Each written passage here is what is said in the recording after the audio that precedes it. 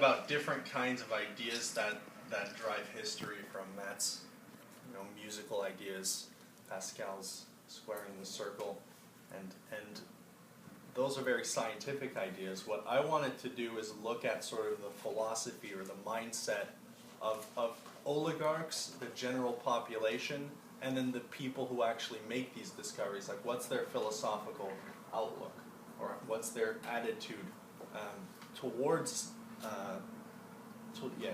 society. And this is something that not many, it's very unique, people who think in this kind of qualitatively, like, loving and just way. Mm-hmm. So I wanted to look at this dialogue, the Gorgias, where Socrates and his friend Chaerephon go and talk to Gorgias, who was like the great teacher of all rhetoric and sophistry at that time. His disciple Gorgias, and Callicles, who's been characterized as sort of an Athenian Nietzsche, like this really like evil oligarch with a really nasty mindset. And this dialogue really, it has Socrates basically utterly refuting the way they look at the world. At this idea that might makes right, that you should just do everything possible to get things for yourself and for your friends and get away with it. Basically that everybody should aspire to be a tyrant. And Socrates goes on to refute them. So I really wanted to look at sort of the argument that this dialogue goes through, because one of the problems that we face today is that our citizenry, basically, if they were in the position of these oligarchs, they would do the same thing. They would. It's not like they're more just than the oligarchs just because they're poor, right? And it's a really unique quality of mind that actually is just. And Socrates actually proves, or by refuting these oligarchs, that actually it's better for you if you act justly. It's better to pursue the good even if you put yourself at risk. And if you act unjustly, it's actually better for you if you get punished than get away with it. So that's the kind of thing we're going to be looking at.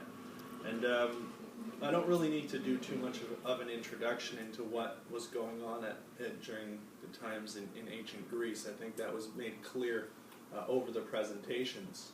But one theme that kept coming up was the fact that you can't just have a philosopher king, you also need to win the hearts of the population and change their minds, which is one of our main tasks today if we want to create a renaissance. Mm-hmm. So not only do they have to learn the great ideas that Matt and Pascal and Susan went through, they also have to change, their own emotions and their own whole way of approaching the world.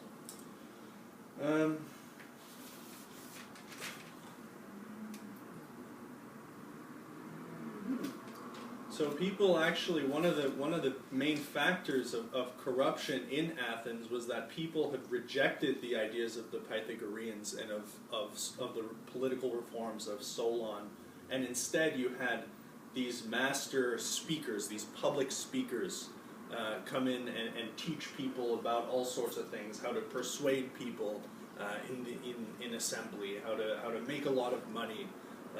How to be just, with a really weird sense of what justice actually is, and people paid great amounts of money to go learn from these people. It's like today, yeah. Yeah, it's like a modern politician who will say anything to get elected, but there's no really any substance behind it. It's just they're doing it for themselves, and these. Like along with it, here I wrote, they're teaching people how to persuade, how to win friends and influence people, how to get rich, how to fulfill all their desires. And you do see that a lot today. If you go online and type some of these things, there's people selling courses for thousands of dollars on how to do these things. There's really not much of a difference. $500,000 he gave a speech in Russia, right? Yeah, that's an example of it. And they have a core set of beliefs or axioms that are all sort of governed in sense perception, because they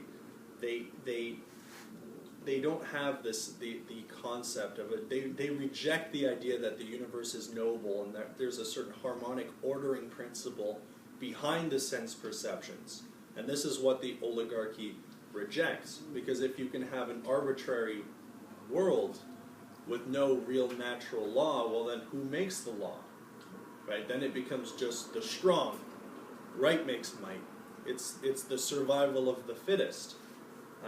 And really what that means is that man is a mere animal, and that you're living in an arbitrary world and the strong make the rules. And it goes hand in hand with sort of, I called it a tyrannical belief that the universe is ultimately, it has no purpose and no meaning whatsoever. And ultimately that, if you really look into some of the ideas that are pushed by the oligarchy, that you have universal entropy, that the universe is actually, it's meaningless because it's about to end anyway, and there's nothing we can do about that. It's limited. So how can you have any sort of sense of morality if there's no concept of a future, or a life after death, or an eternal society? Because what's anything going to mean if ultimately nothing's going to exist anymore? Mm-hmm. So it becomes just a free-for-all.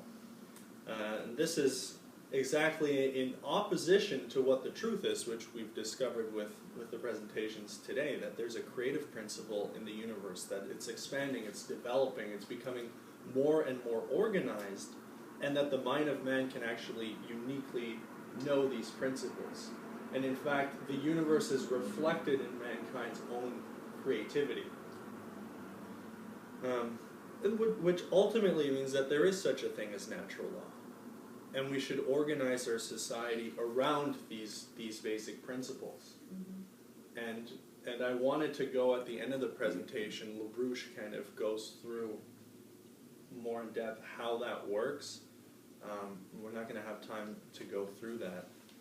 But just to make the point clear, that if people stay rooted in sense perception and stick with these beliefs that might makes right, that man is just an animal, I mean, that's the Plato's cave in your own mind. That's what's keeping you stuck. And so long as you stay stuck, it doesn't matter if you have one of the greatest leaders all of a sudden, becomes president of the United States, does all these great things. If the population doesn't change, who's to say that in a generation or two you don't have another oligarchical system that takes over again?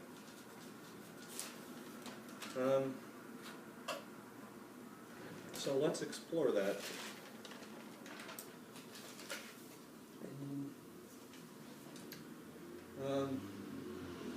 So when you...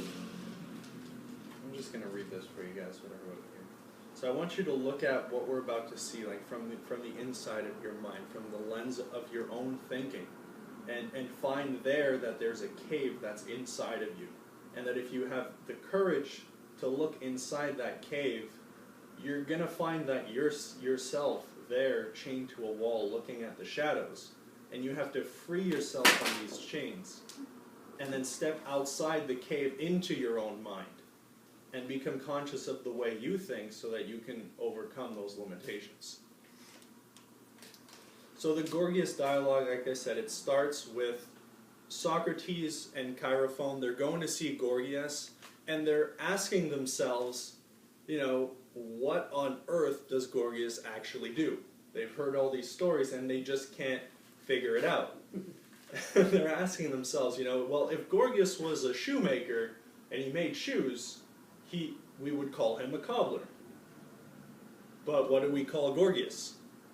And so Gorgias actually is nice enough to answer some of these questions, although Polus comes in and he interjects. And this is sort of where we get our first taste of what rhetoric and sophistry really is. So in reply to this question, what do we call Gorgias, Polus says this: O Chaerephon, there are many arts among mankind which are experimental and have their origin in experience. For experience makes the days of men to proceed according to art, and inexperience according to chance. And different persons in different ways are proficient in different arts, and the best persons in the best arts. And our friend Gorgias is one of the best, and the art in which he is proficient is the noblest.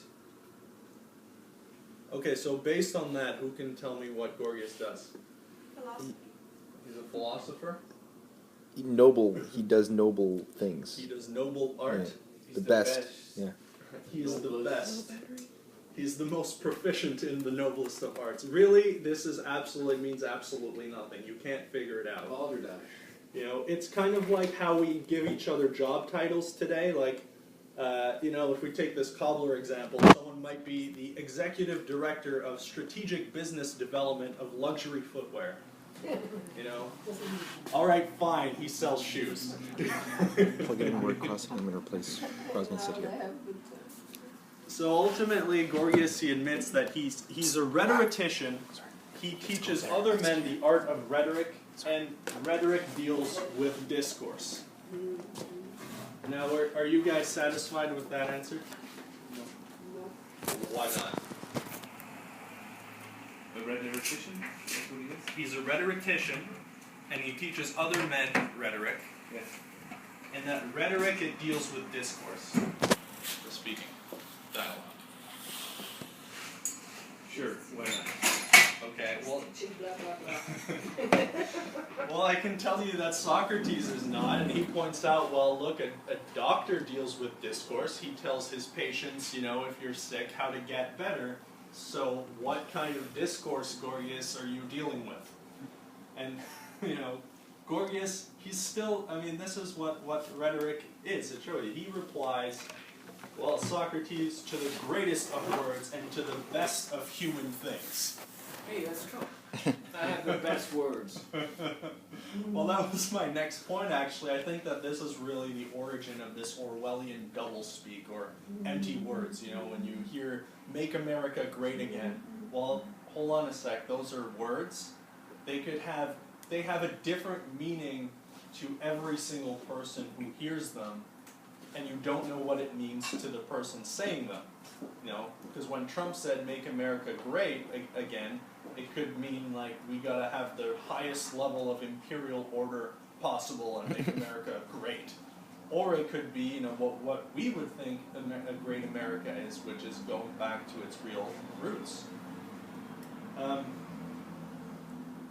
Or I wrote here, you can hear the British say things, we have to stop the butcher Assad. We must stop. Who can do a British accent here? We must stop the... We must stop the butcher Assad from gassing his own people. Yeah, that's good. All the while they're running world terrorism, so what the hell do your words actually But mean? don't tell them. Right. Well, their words are meant to hide something, right? Not to explain or have any substance. So really the first part, in a world where we deal with rhetoric, it's important for people to really investigate things at a very deep level. And go into things.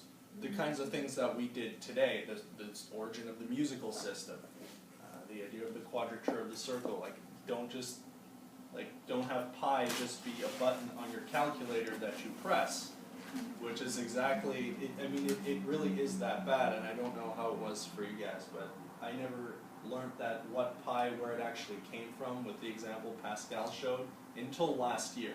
It was a button on the calculator. So we really do have to look at these things in a deeper way.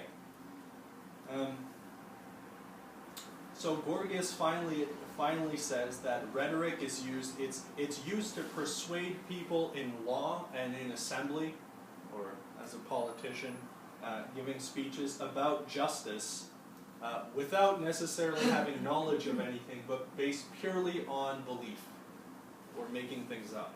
So I'm going to read to you what he says here.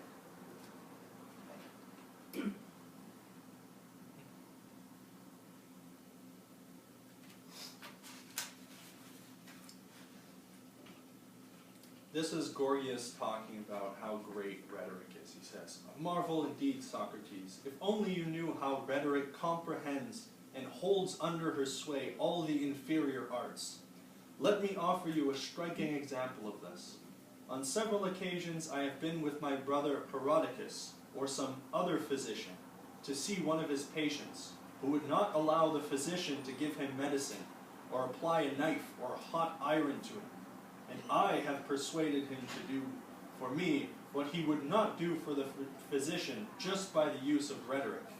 And I say that if a rhetorician and a physician were to go into any city and had there to argue in the ecclesia or any other assembly as to which of them should be elected state physician, the physician would have no chance, but he who could speak would be chosen if he wished, and in a contest with a man of any other profession, the rhetorician, more than anyone, would have the power of getting himself chosen, for he can speak more persuasively to the multitude than any of them, and on any subject." I won't read the rest, but Socrates, he's not taking this, and he basically points out, well, you know, anybody who knows, if you have the rhetorician and the physician, and they're both speaking to somebody who actually knows about health, who's gonna be persuading this person? The physician. Right, it's not going to be the rhetorician, so Socrates makes the point that the ignorant are more convincing to the ignorant masses, right? Mm. We see your metaphor here. Metaphors and similes and... He says, you can persuade the ignorant about health, but not those who know. And you don't know what the physician knows. The ignorant are more persuasive to the ignorant. Which is a good reason for any empire to keep their people stupid, because then they can persuade them of anything, and they won't recognize people who actually have knowledge. And that's really one of the fundamental problems that we have today. We have people who feel the effects of the economic collapse happening, but they have no sense of what the cause of this is. They just can't pinpoint it, but they know something is going on. And part of it is that they have to reevaluate their own axioms. It's not so much what they think, it's how they're thinking about things. So what Socrates actually says that rhetoric is that it's a form of flattery, it's a form of adulation, or creating in a crowd a good feeling and telling them what they want to hear, but no truth. He says, flattery puts on the likeness of someone or other of them, and pretends to be that which she simulates, and having no regard to men's higher interest, is ever making pleasure the bait of the unwary, and deceiving them into the belief that she is of the highest value to them. So It's interesting you should say that, because, well, again, I'll say something referring to myself. I was never, ever, for some reason, interested in following public speech course, or knowing the rules for that, or just as long as I know my subject matter, the thing that I would want to present. Well, everybody, everybody follow public speech courses, and they're mad about this, and I was never interested in that. Well, those things are useful if it's in addition to adding what you know, right? You have to know something to communicate it. If you're just going to take public speaking courses without knowing anything, what are you actually going to communicate? You're just using rhetoric. For this example, what Socrates just said, I really thought of how McDonald's just rebranded itself. And they say, come on, try our salads. This is 100% pure beef. And they make it sort of look like after this movie, Super Size Me, came out, that they've sort of changed. But it's all just a repackaging. I mean, ultimately, anybody who knows anything about health knows that eating McDonald's will kill you. It'll make you fat, sad, depressed, but it tastes super good. And that's how they get you. And it doesn't even taste good. To the people who know, sure. But it's really animal thinking, right? It's getting pleasure and avoiding pain. It has nothing to do with any sort of knowing. So now's a good time to look at one of the major themes in this dialogue. Now that we've sort of defined or gotten a sense of what rhetoric is this idea: is there a difference between pleasure and pain and good and evil? And I would like to know if you guys have any thoughts about that before I get into what Socrates says. Well, first of all, is there a difference between pleasure and the good, or pain and or are they evil? synonymous? Yeah. Like, does pleasure equal good and pain equal evil? No, they're not synonymous. There's a No. difference. They're not necessarily synonymous. Pleasure does not always mean good, probably, Right. and pain does not always mean bad things. Because Callicles, especially Callicles, he's sort of the more tyrannical, and Polus as well, but he's sort of a lower level person. They really believe with all their might that the most happy person is the tyrant who can kill anybody, exile anybody, just has all their pleasures fulfilled with no, like, they don't have a real, they So think that Obama's is super good. happy. Right, exactly. Right, that's how they would see it. So the way Socrates actually at one point, and we might talk about this a bit more later, but when Polus brings this up, he gives this example of the tyrant Achelous who killed his family and then became this tyrant. Socrates actually provokes him by saying, well, actually, of all people, this guy has the least amount of power, and he's the most miserable. And the way to understand that is to look at this difference between pleasure and pain and good and evil. So the way Socrates, he asks the question, okay, well, in regards to like the things you own, your estate, wouldn't you say that in regards to just that, the greatest evil is poverty and the greatest good is having wealth? Or if you look at someone's body, the greatest evil would be having a disease and the greatest good would be having a lot of health. Or in the soul, wouldn't the best soul be just and have all these other kinds of virtues? But wouldn't the greatest evil be a soul that's unjust?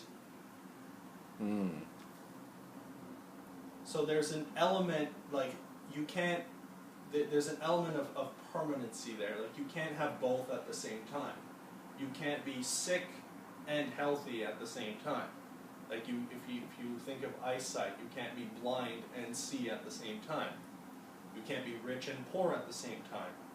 You can't be just and unjust at the same time. Although they can alternate, but they never exist in the same place at the same time. Whereas the difference between pleasure and pain is that these things exist relative to each other. Like, if you have a really bad itch and you start scratching it, well, the fact that you're relieving that itch is giving you a lot of pleasure. You're actually, but they exist simultaneously. Well, what happens if you keep itching? Well, It becomes a pain. yeah, you start scratching your skin, right? Or if you're really thirsty and then you start drinking, well, as you decrease in thirst, you start feeling good, but at one point, the thirst disappears and you drink too much, and now you're feeling pain because you're drinking too much, now you're full. But can you have too much health? Like, can you be too healthy? No. Or can you have too much wealth? Or too much justice? Too much wealth? Maybe. What? Depends how you define Yeah. wealth. I guess, yeah, that's a whole other dialogue by itself, yeah. Because you're Too much justice, though, definitely, I'd say. Too much. Well, You cannot have too much justice. well, it depends what you do with your wealth, right? Yeah. But then you're no longer looking at the person's estate, now you're looking at their soul, and is this person that's wealthy also just? Right. So you have to look at these things in their proper Yeah, okay. place, Fair enough. right? Because a super wealthy person who's not just, I mean, you get into these tyrannical people, right? And Yeah. the most miserable, which we're going to take a look at. So Socrates makes the point that some pleasures are good, but some pleasures can also be really bad. Like, you could say the pleasure of drinking when you're thirsty, that's a good thing, but like the pleasure you get from taking cocaine, not a good thing. Some pains are really bad, like being violently kicked in the shin, probably really bad. But the pain you go through when you have to do something that's challenging, it ultimately has a greater good. So we should do things for the sake of the good, not for the sake of pleasure itself. Right? Which is, he also makes the point that someone has to be temperate in their pursuit of the good. Not just, because these guys, Callicles, Polus, Gorgias, they're all thinking, you know, I want to have all this money and all this power so I can drink every day and I can eat the finest foods and wear the finest clothes and, you know, tell anybody what to do. And he says, well, he gives the example of two men. The one that's temperate, who has a disciplined soul, and the one that's completely not satisfied and undisciplined. And he says that actually an undisciplined person is never satisfied. And he says, imagine that these two men each have 3 barrels, and they're filling up these barrels with a stream of honey, of milk, I forget the other one, so we'll say maple syrup. Okay. And the first temperate man, he has a really hard time filling up his barrels. And he only has tiny little drips. But once they're full, he closes the lids, knowing that they're there, it's done, and he brings them out just on special occasions. And he's completely he's satisfied with that because he uses it sparingly. But the other man has like holes at the bottom of the barrel. And even though his streams are like, it's just always coming, it's always flowing. But he constantly has to spend night and day trying to fill up these barrels, never satisfied because he actually never has enough. And this is the kind of mentality, again, that these 3 deny, because their whole philosophy is that the strong man, he just takes what he wants and fulfills all his desires. He makes the rules. He avoids all punishment. You know, it's might makes right. And that the weak, they actually just hide behind laws and ideas because they're not strong enough to fulfill their desires. Which, you know, that might actually be true for most of the citizens today, that if they were in the position of power, they would act exactly like these tyrants. So Polus, when he brings up this tyrant Achelous, he thinks that this guy, that everybody should aspire to be like him. Because he went from a slave to being a king, and he can get anything he wants. And Socrates, and he thinks completely differently, because he recognizes that people want inherently good, and they want to get rid of evil. Even no one does anybody self-consciously aspire to be evil? If you think about how we defined it, like, does anybody consciously say, all right, I'm going to wake up, I'm going to be as poor as possible, I'm going to do everything to destroy my health, and I'm going to commit crimes doing that?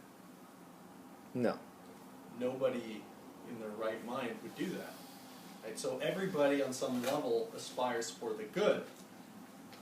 And so he says that actually those tyrants are the most miserable people, because in their pursuit of their pleasures or their warped sense of what is good, they commit so many crimes and so many evils that literally their soul is rotting from the inside, and they could never be happy. And actually, if you think of people like Dick Cheney or Hillary Clinton, like, you can actually see it in their face and in their eyes that they're like, there's something there, and they're not there. Yeah, they don't have a soul anymore. You know, they either sold it or destroyed it so many times over. And he says, and this is completely contrary again to how Polus thinks, because he thinks that it's best if you can get away with committing all these crimes. And Socrates says no, because you want to have a good soul. That's sort of the highest form of good. You want to have a just soul. So if you commit a crime, it's best that you be punished for it so that your soul can be made right. And we haven't talked about, really, we haven't defined what justice is, which is beyond the scope of the Gorgias dialogue. Actually, it takes the whole republic of building an entire just society just to really get at what justice is in an individual. But when he says punished, he's not talking about revenge. It's not an eye for an eye. It's punishing, but with the intent to make somebody better, so that they don't do it again or don't want to do it again. It says it's here. If one is to choose between suffering injustice and committing it, one would be better to suffer it, so as not to have a completely destroyed soul. If, however, someone commits an injustice and they are justly punished with the intent of being made better, then they're better off, and the evil in their soul can actually be made better. It's like a purification process. And it's the fact that the injurer exceeds in evil. He's committing an evil, whereas the injurer, it's like a temporary thing. They get pain, but they can always get out of it. Their soul is not tarnished. Although it sucks, you want to avoid both. This is also a point Socrates makes. But from this standpoint, based on what we just discussed, no one in their right mind, knowing this, would want to commit an evil, or would want to commit an injustice, because no one would choose a greater evil over a greater pain. So the tyrant, he can never be happy, and he's actually powerless because he's not able to get anything truly good for himself, because he's always taking actions that destroy his own soul. And Callicles, he rejects this whole thing throughout and gets very angry at Socrates. But he does say, and it's not with the right attitude because he has no intention of changing, but he says, well, if Socrates, what you're saying is true, it means the entire way that we're living in Athens, or the entire way we're living today, is completely upside down. We're literally doing the exact opposite of what we should be doing. Which is true. It is completely upside down. Right, and it has huge implications, because we have citizens who are corrupted and their soul is basically rotting from the inside on many different levels. And they lack this even a true idea of what justice is. And a lot of people will actually shrink away from their duty to actually bring somebody to justice, to actually punish them with the intent of making better, and would rather suffer continued injustice against them than to step up and do the right thing. So I was going to sort of leave it there. I was going to end just by having a few quotes here, and to say that we actually now have a system in place that would actually be a just system. Actually, the first time, actually the first time these ideas, or this sort of philosophy, made its way into a political system, I mean, we talked about an 1800-year Dark Age. And this sort of ended with the Treaty of Westphalia in 1648, after the 40 Years' War, which was based on exactly this principle of justice and defined what sovereignty of a nation-state is. And I found a translation on our website of some of the articles, and it says this: "In this peace must be so honest and seriously guarded and nourished that each part furthers the advantage, honor, and benefit of the other. A faithful neighborliness should be renewed, and flourish for peace and friendship, and flourish again." Which really, it's the first political treaty, in a sense, that aims to end the idea of might makes right, oligarchical rule, and actually implement something based on natural law. in a similar way that Socrates defines it in the Republic, although he's looking at how do you organize a city. So this is actually a much higher conception or a higher hypothesis, because they're looking at how do you organize a nation. And something that I wanted to go into, but I won't have time, was that LaRouche, in defining, in the same method that Socrates uses in the Republic, by taking a top-down approach and looking at how do you organize a city that's just, to figure out what is justice in an individual soul. LaRouche defines in many different ways, from the top down, how do you organize the whole world so that it's harmonic and so that it actually survives over the long term. And as this being sort of, well, I took it from In Defense of Common Sense, so he's trying to define what is common sense, or what is real successful survival, as opposed to just in the moment. So, just to say that LaRouche, I mean, he defines it over and over again as a basis of organizing the world through natural law, so that mankind can even survive. Because we're seeing all oligarchical systems based on might makes right, of the pursuit of all kinds of pleasures by the upper class. It ends up collapsing in on itself, which is exactly what happened in Athens. It happened to Rome. It brought us the Dark Age. Venice collapsed. Now the British Empire is collapsing. So we really have to get citizens to recognize these principles and others and live that way. Which today we actually have, right? With the Chinese, what they're doing with the New Silk Road, of actually having a system where nations work together on the greatest economic projects, working together to learn from each other their highest levels of culture, to have breakthroughs in joint scientific research, like fusion, joint space exploration. We're actually trying to discover the natural law and abide by it, as opposed to something completely arbitrary. Yeah, just that excerpt from the Treaty of Westphalia definitely sounds like the sort of thing we're now used to hearing coming out of Xi Jinping and the government of China more almost on a daily basis. Well, that's actually what I had to end with. I had 3 quotes. I would say we should actually...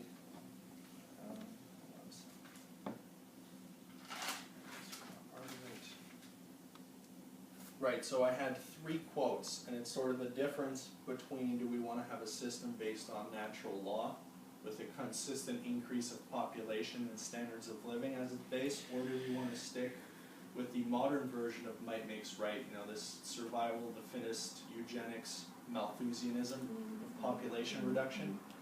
So this is from Prince Philip, that most of you have heard. I would have wished we had people who hadn't heard this. But he founded the World Wildlife Fund, which is, in the event that I am reincarnated, I would like to return as a deadly virus in order to contribute something to solve overpopulation. So that's pretty clear, and it's actually, there's a huge sophistry that's involved in this when they, you know, if you talk to a regular person who's an environmentalist, or Prince Philip, Prince Philip starts from the standpoint that there's too many people on the planet, so we have to kill them, and then starts making up this crap that it's CO2 and blah blah blah. And there's not enough food. Yeah, that's Thomas Malthus. That's the big. Yeah, but he's saying it actually. Yeah. Sure, but his standpoint is that there's too many people. That's his. Whereas the everyday environmentalist thinks first that we're destroying the planet because we're too many people. So, you know, they've been fooled in some way. They've become anti-human. Yeah.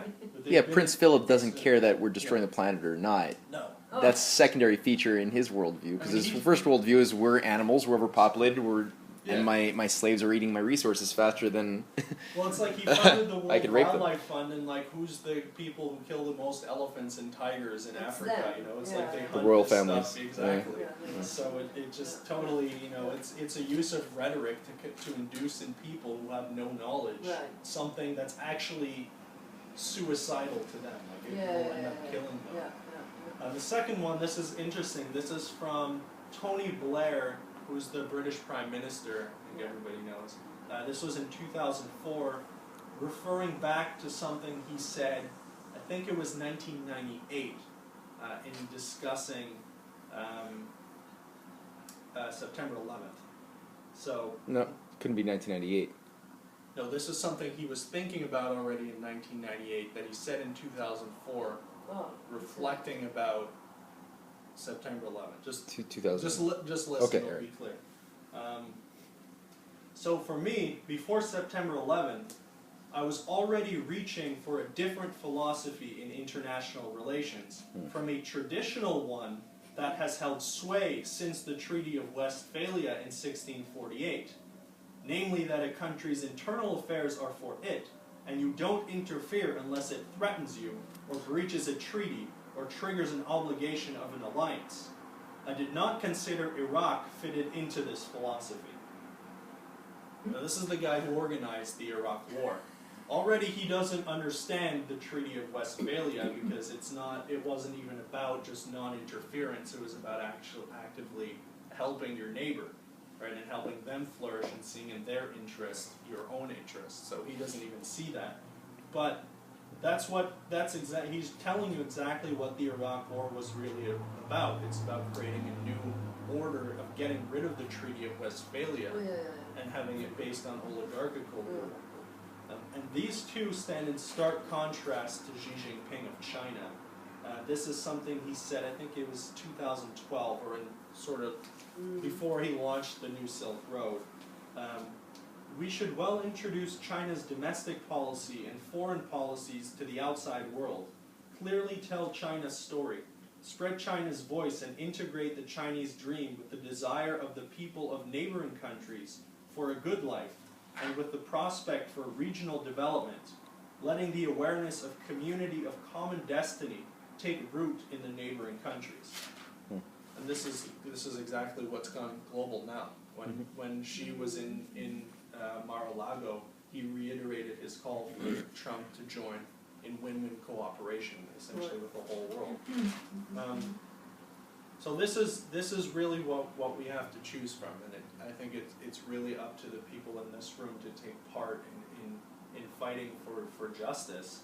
We can choose to do nothing, which is a vote to let the British Empire do what they want, or we can actually take action and work on the ideas of communicating this to other people and getting as many people as possible to enter the new paradigm with a whole new way of doing things, a better way.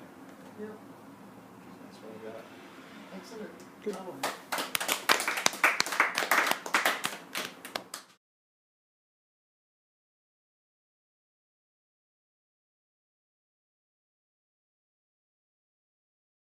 About different kinds of ideas that drive history, from Matt's musical ideas, Pascal's squaring the circle, and those are very scientific ideas. What I wanted to do is look at sort of the philosophy or the mindset of oligarchs, the general population, and then the people who actually make these discoveries. Like, what's their philosophical outlook, or what's their attitude towards society. And this is something that not many, it's very unique, people who think in this kind of qualitatively, like, loving and just way. So I wanted to look at this dialogue, the Gorgias, where Socrates and his friend Chaerephon go and talk to Gorgias, who was like the great teacher of all rhetoric and sophistry at that time. His disciple Gorgias, and Callicles, who's been characterized as sort of an Athenian Nietzsche, like this really like evil oligarch with a really nasty mindset. And this dialogue really, it has Socrates basically utterly refuting the way they look at it. It's meaningless because it's about to end anyway, and there's nothing we can do about that. So how can you have any sort of sense of morality if there's no concept of a future, or a life after death, or an eternal society? Because what's anything going to mean if ultimately nothing's going to exist anymore? So it becomes just a free-for-all. And this is exactly in opposition to what the truth is, which we've discovered with the presentations today, that there's a creative principle in the universe, that it's expanding, it's developing, it's becoming more and more organized, and that the mind of man can actually uniquely know these principles. And in fact, the universe is reflected in mankind's own creativity. Which ultimately means that there is such a thing as natural law. And we should organize our society around these basic principles. Mm-hmm. And I wanted to go at the end of the presentation, LaRouche kind of goes through more in depth how that works. We're not going to have time to go through that. But just to make the point clear, that if people stay rooted in sense perception and stick with these beliefs that might makes right, that man is just an animal, I mean, that's the Plato's cave in your own mind. That influences people, how to get rich, how to fulfill all their desires. And you do see that a lot today. You know, if you go online and type some of these things, there's people selling courses for thousands of dollars on how to do these things. There's really not much of a difference. $500,000. He gave a speech in Russia, right? Yeah, that's an example of it. And they have a core set of beliefs or axioms that are all sort of governed in sense perception, because they don't have the concept of it. They reject the idea that the universe is knowable and that there's a certain harmonic ordering principle behind the sense perceptions. And this is what the oligarchy rejects, because if you can have an arbitrary world with no real natural law, well then who makes the law? Right? Then it becomes just the strong. Right makes might. It's the survival of the fittest. And really what that means is that man is a mere animal, and that you're living in an arbitrary world and the strong make the rules. And it goes hand in hand with sort of, I called it a tyrannical belief that the universe is ultimately, it has no purpose and no meaning whatsoever. And ultimately that, you know, if you really look into some of the ideas that are pushed by the oligarchy, that you have universal entropy, that the universe is actually, it's the world. Right? This idea that might makes right, that you should just do everything possible to get things for yourself and for your friends and get away with it. Basically that everybody should aspire to be a tyrant.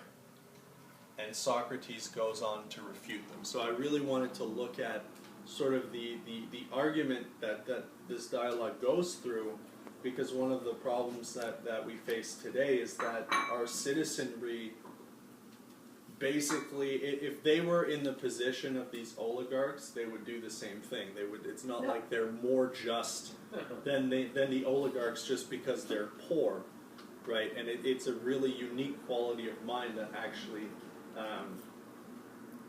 is just. And Socrates actually proves, or by refuting these oligarchs, that actually it's better for you if you act justly. It's better to pursue the good even if you put yourself at risk. And if you act unjustly, it's actually better for you if you get punished than get away with it. So that's the kind of thing we're going to be looking at. And I don't really need to do too much of an introduction into what was going on during the times in ancient Greece. I think that was made clear over the presentations. But one theme that kept coming up was the fact that you can't just have a philosopher king, you also need to win the hearts of the population and change their minds, which is one of our main tasks today if we want to create a renaissance. So not only do they have to learn the great ideas that Matt and Pascal and Susan went through, they also have to change, you know, their own emotions and their own whole way of approaching the world.